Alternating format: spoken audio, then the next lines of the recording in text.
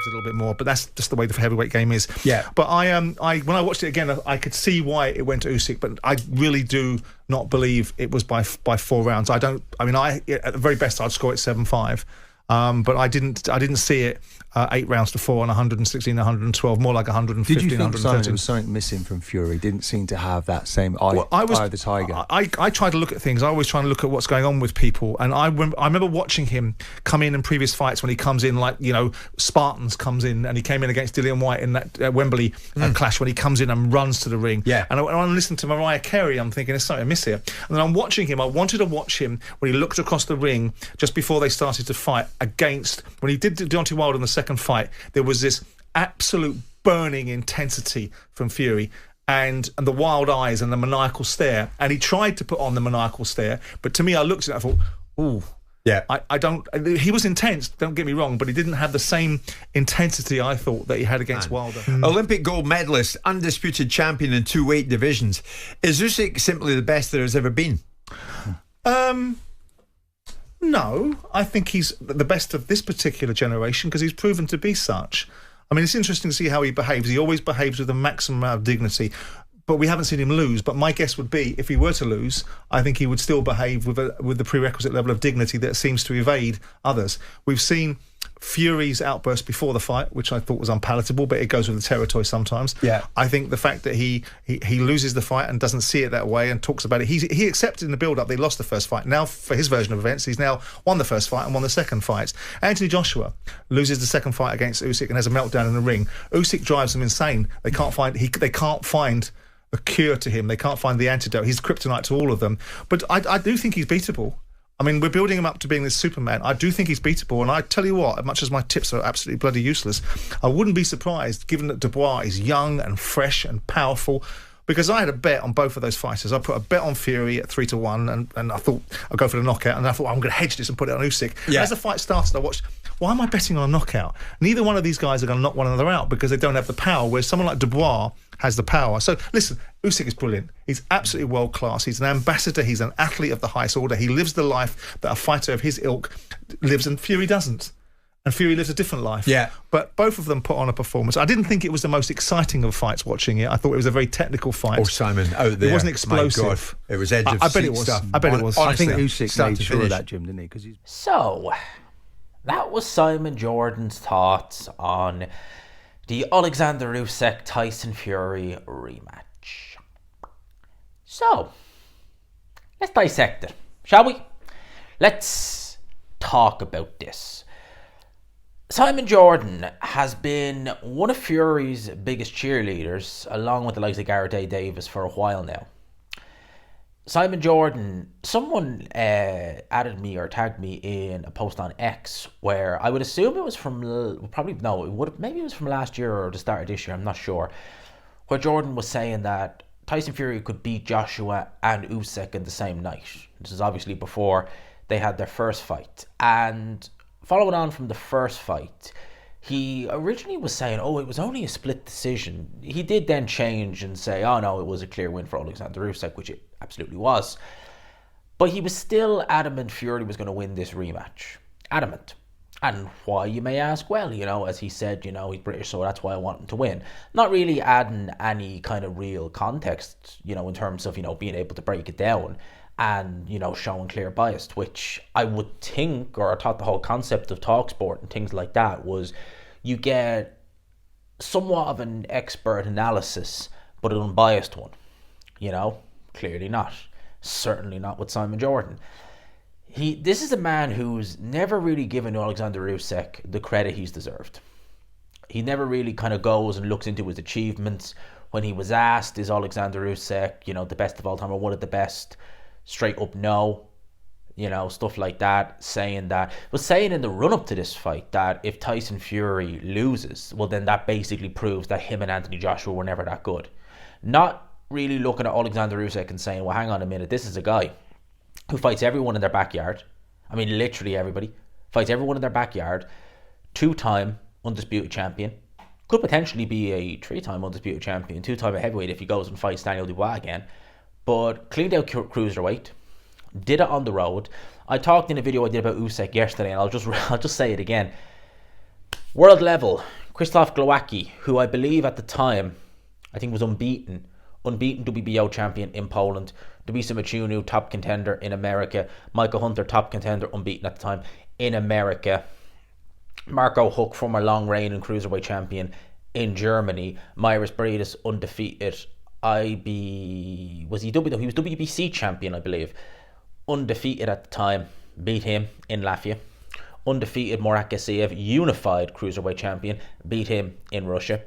Shez Weatherspoon, fringe contender, but your debut at heavyweight will let you away with that one. Derek Chisora, vet, battle hardened. We know what we get with Chisora. Beat him. Joshua, unified heavyweight champion, beat him in the UK. Beat him again in Saudi Arabia. Dubois, mandatory challenger, only one loss. Had a WBA trick title, a regular title. Mandatory challenger, beat him in Poland. Fights Tyson Fury, WBC lineal champion. Beats him in Saudi and beats him again. That is not someone who is just your typical fighter. That is not someone who beats guys and the only reason he really beat them is, well, were they ever really that good? No, they're going in there with a special talent. They are that good, but they're just not Oleksandr Usyk level. And in this video, we knew he wouldn't give Usyk the credit. He pretty much said that, that if Fury doesn't win, it shows he's already using excuses like, well, he came to the ring with Mariah Carey, so that kind of says something. And although he stared Usyk down the way he did in the Wilder fight, the aura was missing, or worse. I was like, what, mate? Like, literally, Fury fought better in the second fight than he did in the first fight. He didn't shift as much punishment in the second fight as he did in the first fight. But nevertheless, he still slowed down, and Usyk still took over, as he does, as the rounds progress. Furthermore, you're saying, I don't agree with 8-4. At best 5. What do you mean at best 5-7? That's as close as you're going to get to it being a draw. So at best, Usyk won by what? 2 points. At best. Well, then you would have either had it a draw or you would have had Fury winning. What is it? And you're saying, 116, 112 is too wide. Well, you're literally talking a round, one measly round. And yeah, there was some swing rounds there, but if you look at the Oleksandr Usyk, I think there was only one round, which I think was the first round, where he didn't outland Tyson Fury. Every other round. That's not, punch stats are not, an exact, it's not a gospel punch stats. I know that, but it's a pretty good indication. If you ever look at darts, averages, they do a 3-dart average. Someone could throw 3 darts and they could have an average of 110. Someone could have an average of 100. The guy with the 100 average wins. It's a guide. It's not a, just because you have a higher or better stats doesn't mean you necessarily win. I get that. But it's normally a fair guide. And Simon Jordan, originally he said he had this fight a draw, and then upon reflection, 5-7 at best. At best. Seriously, mate. And, of course, then he goes on. He's backing a new horse now. He's asked, is Oleksandr Usyk unbeatable? And he says, no. I agree. Yeah, look, there's no such thing as an unbeatable fighter. Yes, fighters retire undefeated. Andre Ward, Joe Calzaghe, Floyd Mayweather, Rocky Marciano, Ricardo Lopez, to name a few. They retired undefeated. Were they unbeatable? Marciano was certainly beatable. Jersey Joe Walcott nearly beat him. If it was a 12-rounder, he would have won that fight. It was back in the days of 15 rounds. He got knocked out in the 13th round. Floyd Mayweather, many people feel as though we already should have lost to, was it Jose Luis Castillo? You look at Joe Calzaghe. Some people had the Bernard Hopkins fight going one way. Some people had it going another. You get what I mean. Andre Ward, Sergei Kovalev. These are just the first fight. These are just examples I'm giving, right? There's no such thing as an unbeatable fighter. We know that. There's always going to be someone or some style who has your number. It's going to happen, right? We know that, right? But now, straight away, Simon Jordan is like, well, maybe Daniel Dubois is the man. Missing the fact that he fought Oleksandr Usyk once already. It's not even been 2 years yet. It's not even been 2 years yet. It's been a year and a half. It's not even a year and a half. It's been what? It was August, so you're talking what? 15, 16 months? It's not that long ago. And apart from the low blow, I mean, Dubois was pretty much, he wasn't beaten up the way, say Tyson Fury was, but he was pretty much, put in his place pretty early on. He wasn't close to winning a round other than the 5th round. And he got taken out by Oleksandr Usyk, And he's like, well, he has the one thing that Tyson Fury maybe doesn't have, which is punching power. Are you going to go and do this again, Jordan, where you're literally going to pretend like the first fight didn't happen? That's basically what you did first time around, you and most of TalkSport. You basically pretended like the first fight didn't happen. Is this what you're going to do this time around with Dubois? If he does, and again, you got to remember, Dubois has Joseph Parker. That is not a foregone conclusion. Joseph Parker, people talk about the form Dubois is in. Parker's in good form too, albeit not as active. I'll probably talk about that separately, but like, seriously. And if he does, say, beat Joseph Parker, and they do look to do Usyk versus Dubois too, are you just going to pretend like, Daniel Dubois didn't quit first time around? Are you going to pretend like that low blow wasn't a low blow? Are you going to pretend about that? Are you just going to act like that didn't happen and then just say, you backed...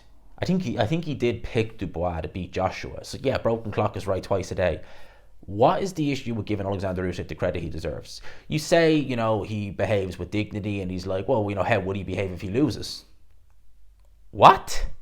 And you say, well, I think he behaved. Well, of course he behaved with dignity. I don't think Oleksandr Usyk is that type of guy, quite frankly. But he's not been in that position. Is he unbeatable? Certainly not. Someone will have his number sooner or later if he carries on. And even if you're talking about peak Usyk, there's probably a style in that heavyweight division that could have been able to deal with peak Usyk. Definitely. 100%. I mean, he nearly lost to Myris Bradis. And that was almost 7 years ago.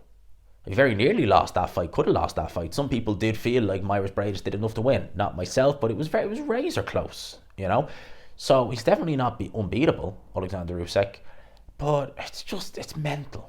This guy just will not give Usyk the credit he deserves. And I list off that resume, the achievements he's done.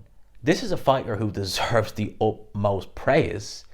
And what? People like Simon Jordan who, they act like, my opinion is, is very accurate. Well, not really. I mean, you literally have, the fighter you wish Tyson Fury could be, you have it in Oleksandr Usyk, and you just will not acknowledge it. Simple as. It's mental. It's honestly absolutely mental.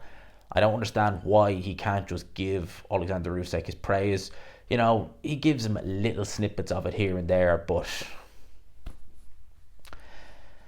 I don't know. He even said stuff like, well, Fury accepted the defeat. Not really. I mean, he was still trying to push this narrative that, it was a sympathy vote to Oleksandr Usyk. He was saying that in interviews leading up to the fight. He was acting like, I can't leave it in the judge's hands. He never really accepted the defeat fully the first time around, and now he's not going to accept it this time around, even though this time it was unanimous, which it should have been the first time. It's honestly mental, the way people like Simon Jordan and TalkSport, they just... And as soon as Fury's gone, not gone, but as soon as Fury's lost the second time and there's not going to be a trilogy fight, you've Simon Jordan just jumping and right. Now Dubois is the guy to do it. It's like he's praying for this guy to lose. And at the same time, the only time we'll ever really see Simon Jordan praise Oleksandr Usyk is if he does lose. Because if he loses, let's say he rematches Dubois and he does lose, right? Then we'll see Simon Jordan praise him. But that's the only time we'll ever see Simon Jordan praise Oleksandr Usyk. Oh, Daniel Dubois beat an all-time great, a tremendous talent. Look at what he's done. Look at all he's achieved. And Daniel Dubois is the man to do it.